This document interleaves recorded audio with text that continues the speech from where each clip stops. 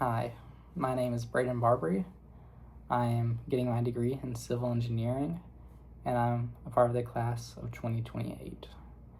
Now, I had always thought that I would wanted to go into engineering of some kind because while I was in high school, I saw my brother who's getting his degree in engineering really enjoy it, and I felt like it would be a good fit for me based on what he said. And I had also had multiple teachers recommend me go into engineering because of my skills in math and other areas. But I did not know what kind of engineering I actually wanted to go into until I was in a human geography class and we started learning about smart cities. Seeing a way to work with the environment on such a large scale, which was something that I'd always wanted to do, really interested me, and it really made me want to go into civil engineering. And I feel like this degree is very important right now because the climate is only going to worsen and there needs to be change.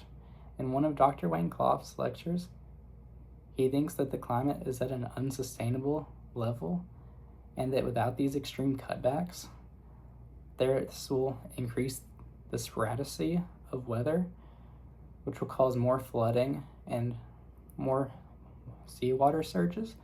And this will really impact majority of the population because majority of the population does actually live on the coast. And with all these flooding, it will cause millions in damage to them and the businesses around them. Another article that shows the severity of the climate is Rockstrom's article.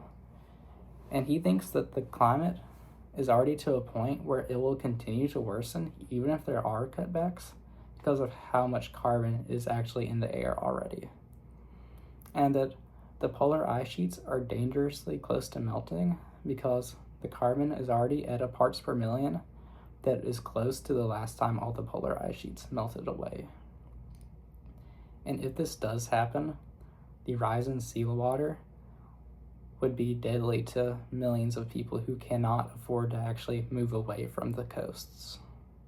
And everybody has to be committed to solving this goal, not just the people who would be impacted, because even if one country does not agree to limit their output of carbon and other harmful substances, it will have ripple effects that would affect all people on the planet.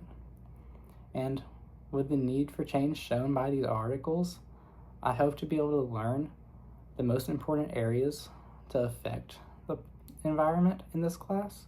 I hope that I can tailor my future studies around these areas for the rest of my degree. Thank you for listening.